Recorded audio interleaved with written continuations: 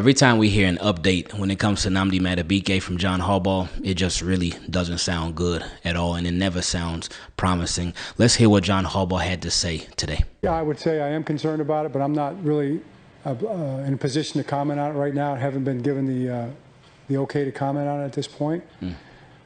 So he's not going to play this week, I can tell you that.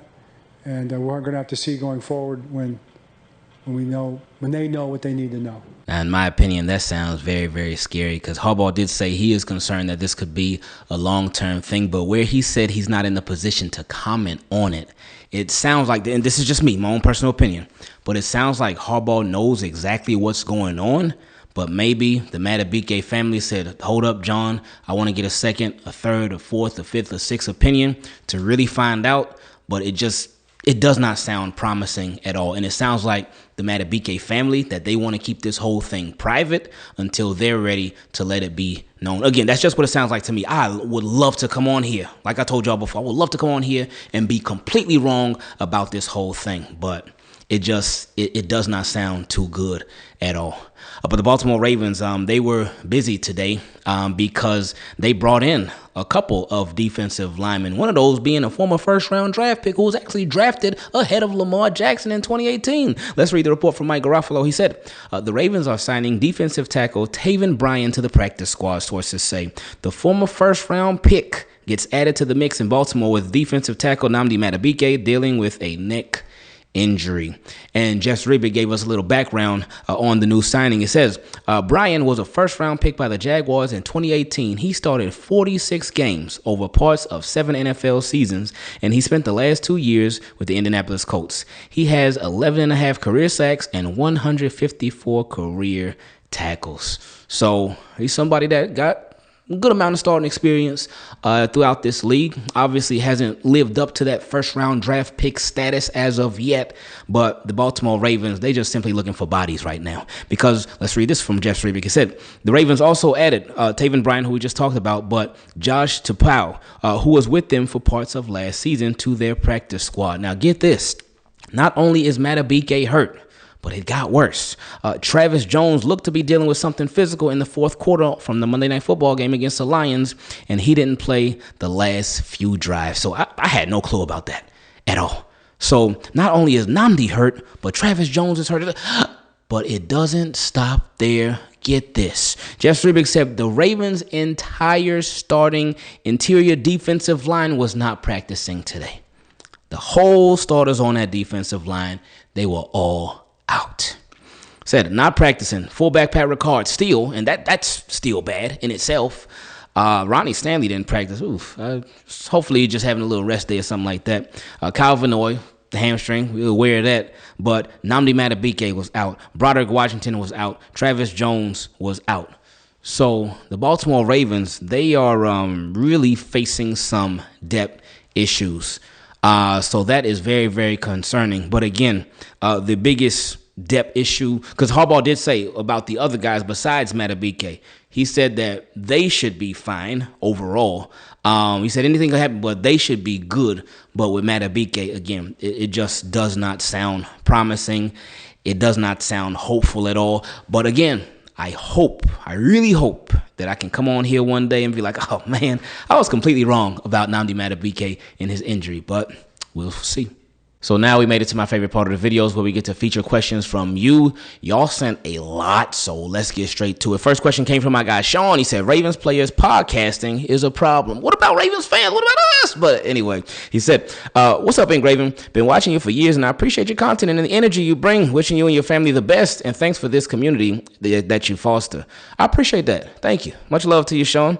He said, this is my first message, and I just had to write you because Marlon Humphrey has me heated. I just saw his podcast clip from literally this morning after that horrific loss to the Lions, and it's disgraceful. This man is not serious, and he's supposedly our best corner. He got cooked on multiple game-deciding plays one-on-one. Ray Lewis and Ed Reed would never do this because they would never focus on their post-playing careers. They will always focus on being the best linebacker or safety in the game. They studied film like no one else did, and they didn't let outside forces distract them. If they were playing with Marlon and even Kyle Vanoy, they'd pull them in the locker room and lay into them. It makes me wonder, why aren't the players who seem to not be so focused on their media careers like Kyle and Rowe tell Marlon off. Why aren't the coaches talking to him about this? Marlon is clearly not focused on being great, but he has demonstrated the talent in the past to be great. I still believe this team can be great, but not if you have key playmakers like Marlon and Kyle Vanoy being so distracted. Leave the podcasting to the fans and people who aren't in the building. Get in the lab and stop being a clown, Marlon. We're all so sick of this. Thanks, Sean. Oof, boy, I could see you were very, very heated. Tell me this, because I've heard a lot of people say that same thing about Ray Lewis and Ed Reed, how they would never do something like this. Was podcasting as big as it is right now back then? No, not at all. Not even close. Was the whole YouTube, the social media as big as it is right now back then? It certainly wasn't. And another thing I always say, I say it about myself all the time because I need it. If you just focus on work 24/7 and that's it, you are going to be an extremely miserable person. Extremely miserable person. So like for you, if you just went to your job 24/7 and that was it, if somebody just went to school 24/7 and that was it, and they didn't have a life outside of that, there would be no happiness at all. So with Marlon Humphrey, I know everybody, this happens every year, and not just on the Ravens, it happened on the Cowboys too. If they get into it, they lost a game, they be like, oh, Micah Parsons, you need to stop podcasting. And of course, Ravens fans are doing it, especially with Marlon Humphrey, because he did not have his best game the other night against the Lions. Like, oh, you need to stop podcasting. The podcasting ain't stopping anything. It's not going to stop him from being great. It's not going to stop him from having struggles in a game. It's just something that he does for literally, an hour, maybe an hour and a half, if that. But I'm sure he's not doing the editing. He's not doing the producing. He's not making the thumbnails. He's not doing all the backgrounds. He's not doing all he's doing is going to the studio, talking for about an hour. That's it. 1 hour. You have 24 hours in a day. So he has 23 hours left. And they're not at practice every single day. Yeah, you could look at film every single day. That's great. But you need time off too. So him taking an hour just to podcast, I have no problem with it. I know a lot of Ravens fans have been getting on him. And again, since he didn't play so good, but I don't think it's that big of a deal. Next question came from my guy Jeremy. He said, Ingraven Team, keep it clean. This is actually my first time writing in, though I've been watching your videos for years. Okay, I appreciate you sending the question in it, but thank you for watching the video. Seriously, man, thank you.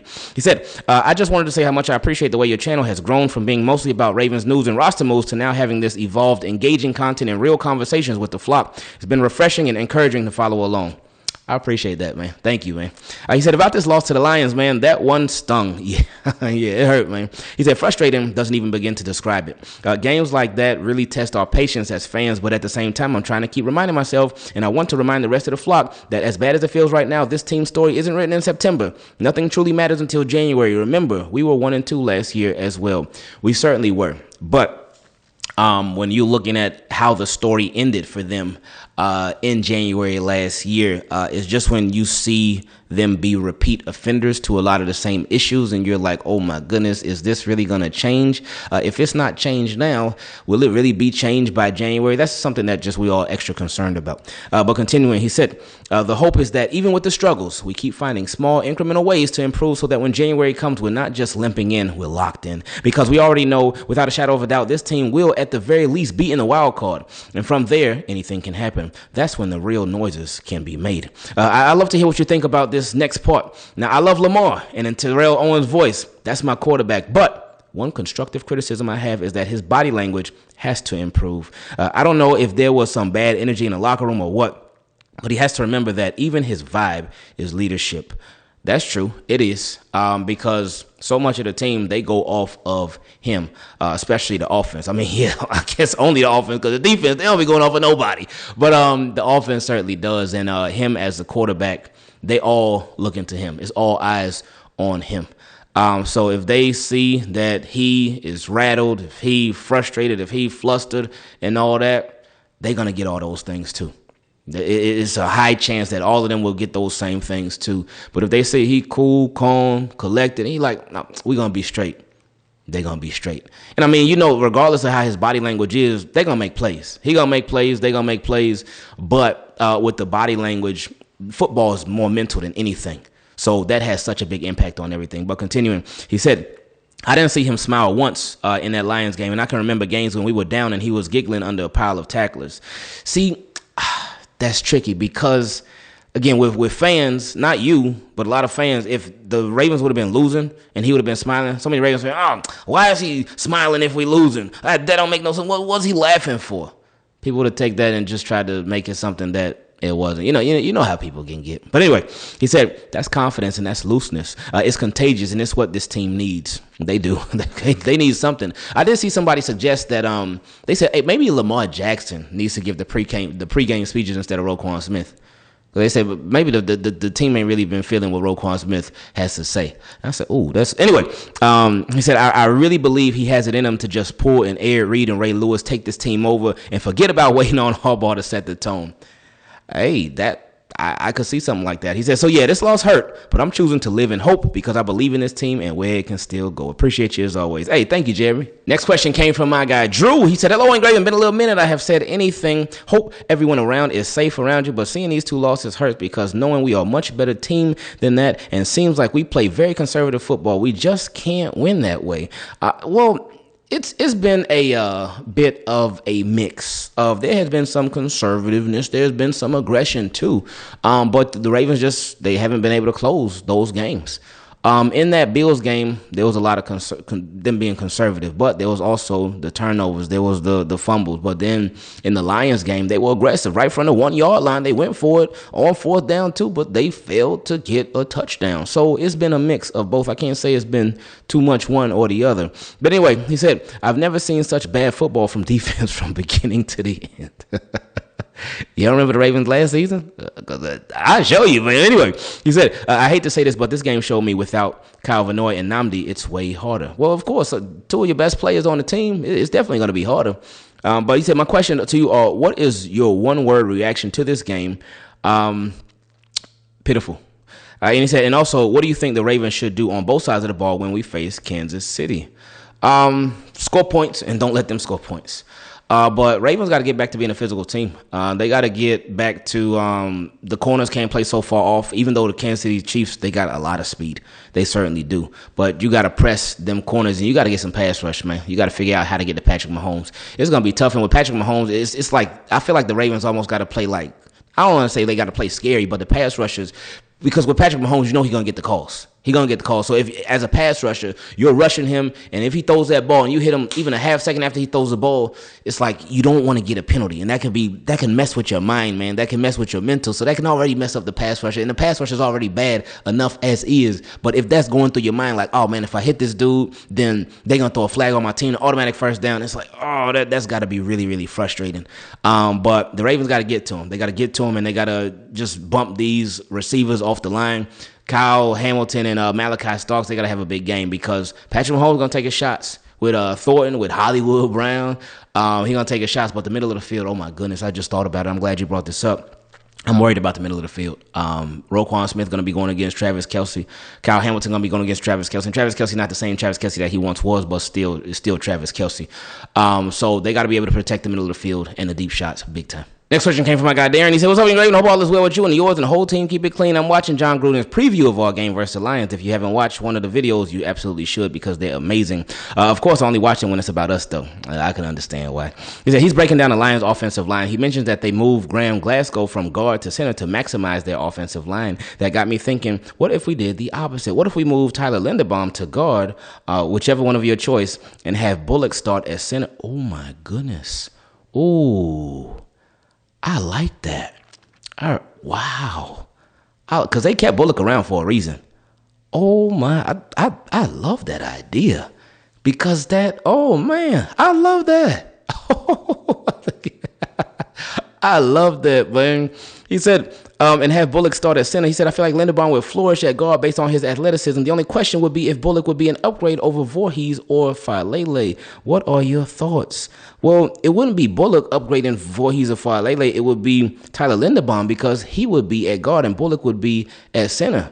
So if I feel like why not try it? Why not? What's really the worst that could happen? I love that idea. Baltimore frauds. Next question came from my guy Lavarre. He said, every season it seems like the defense starts off slow and poor, then picks it up after the bye week and gives us a false sense of hope, only for the offense to let us down in the playoffs. LOL. Henry and these fumbles are uncharacteristics of him, and Lamar hesitant to take off is costly. This team isn't going to Cali in February. We're the Cowboys of the AFC. He said, the Ravens only play and look like serious contenders against non-contenders. The fan base keeps screaming this year is all year, every year. Hence why I said we're the Cowboys of the AFC. AFC. Their fans have been saying that since their last Super Bowl win. And our O-line is trash. So my guy Lavarre, he wasn't having it.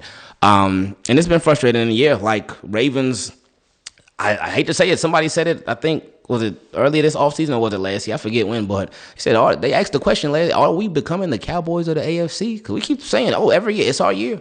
Every year, it's our year. We have these nice rosters, these nice teams, but we have more success in the regular season than them. But still, like, is it our year this year? This could be the year. And then they keep falling flat. So hopefully, this will be our year. Next question came from my guy Anderson. He said, Ingraven, I've been watching your channel for years and really appreciate what you do. As an Eagles fan, I'm rooting for Baltimore to finally get Lamar that Super Bowl ring. Oh, my guy Anderson. Okay, I appreciate you. I remember you too. The Eagles fan. Now, you really a Ravens fan, but it's okay, man. I appreciate you. He said, but I have some concerns going into this season, and I still have them. The defense looks good on paper, but a lot of guys are injury prone, older, and lost a step. The pass rush is the biggest issue. Yeah, on defense, yeah. Yeah. And just really the physicality of this defense. They're lacking physicality big time. I think that could be an even bigger issue. But anyway, he said, there's no guy that offensive coordinators truly fear. Wow. Yeah,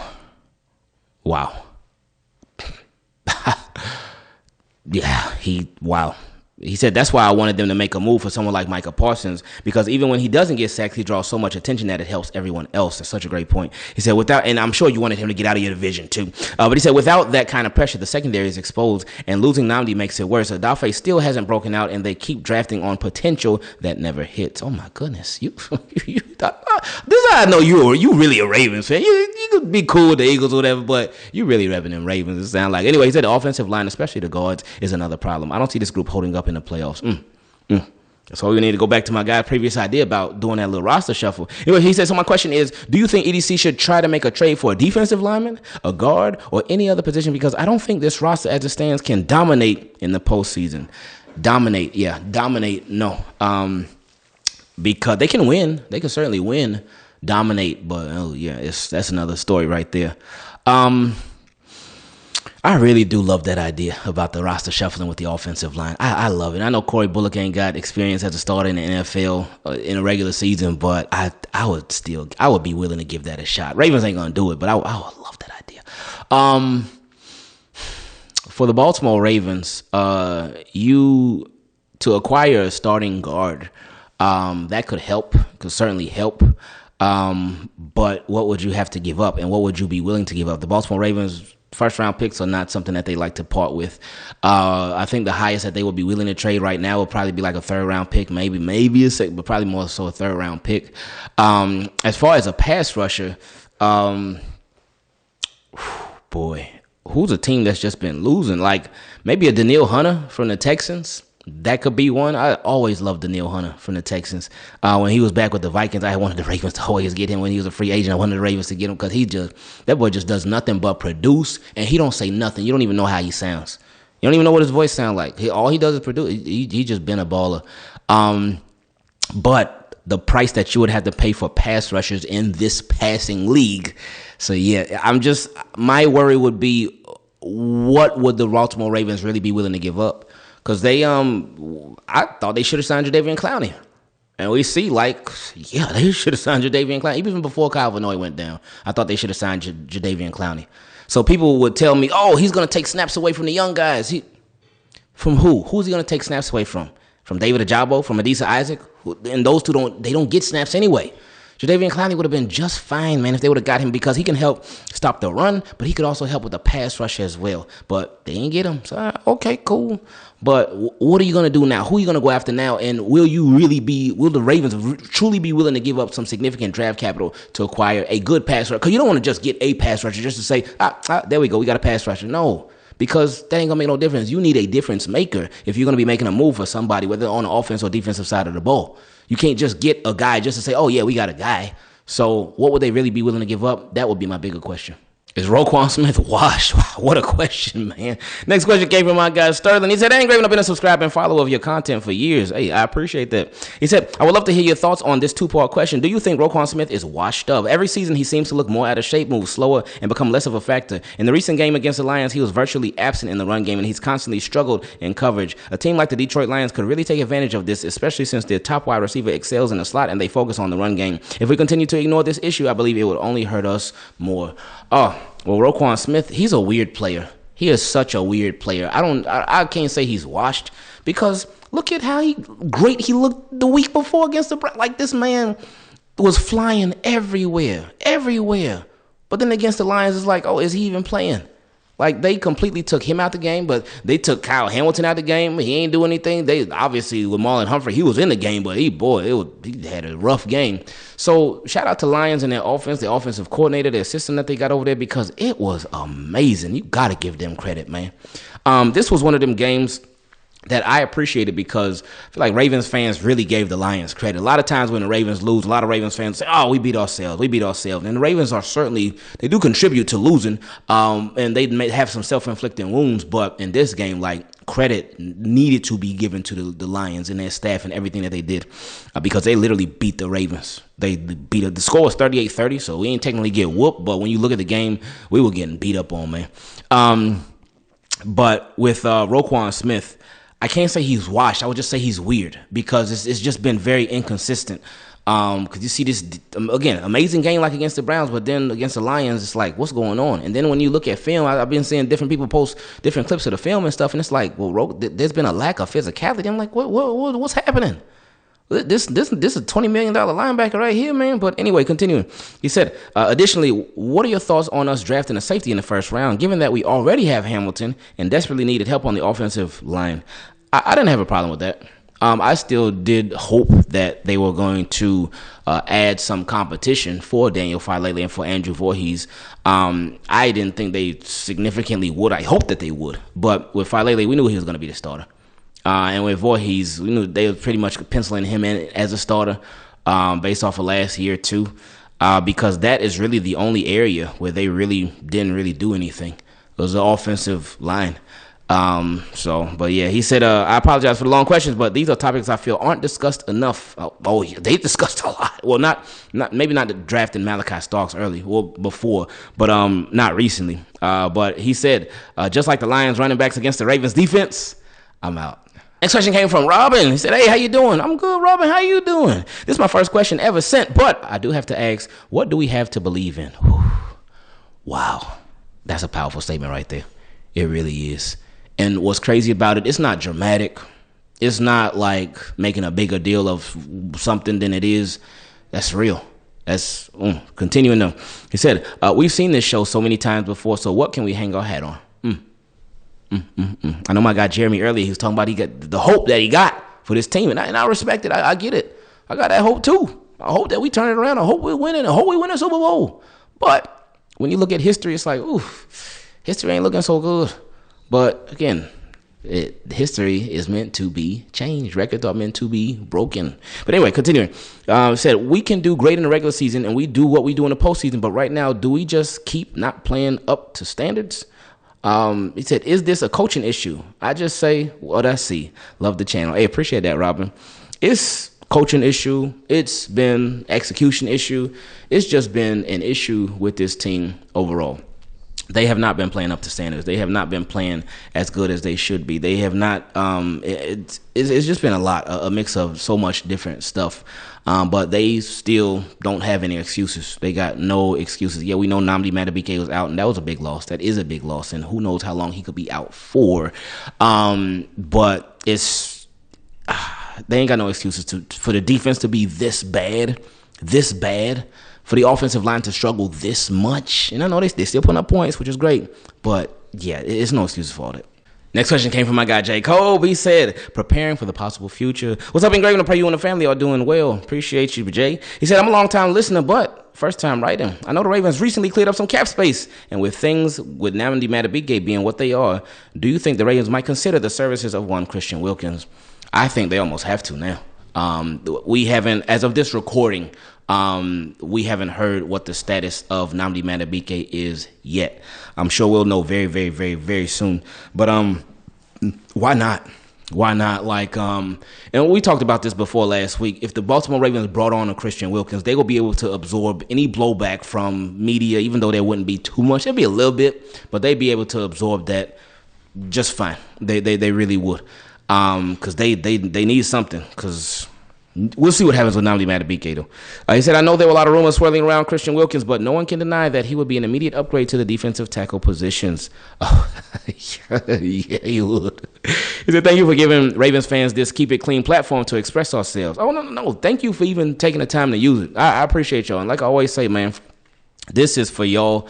These are my favorite part of the videos because y'all be breaking stuff down so nice and y'all bring out stuff that I would have never even thought of. And I appreciate hearing from y'all. And I just wanted it to be, again, a safe space for Ravens fans and just fans in general. Because I know my guy Anderson, he says he an Eagles fan. He really a Ravens fan. He rocking with us. But I just wanted this to be a safe space for Ravens fans to be able to just express themselves with however they feeling about the football team. Respectfully, of course. Next question came from my guy Jarvo. He said, man, this team is soft. They do all this talk about 2000 Ravens defense, but allow 2 95-yard drives. Zach Orr is not him, and it's time to get a real defensive coordinator.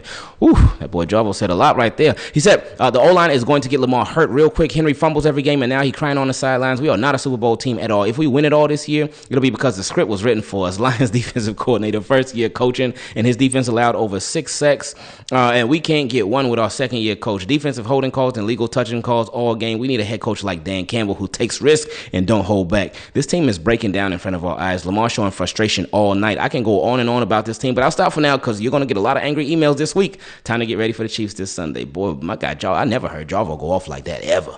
He been sending in questions for years. I had never heard him go off like that before.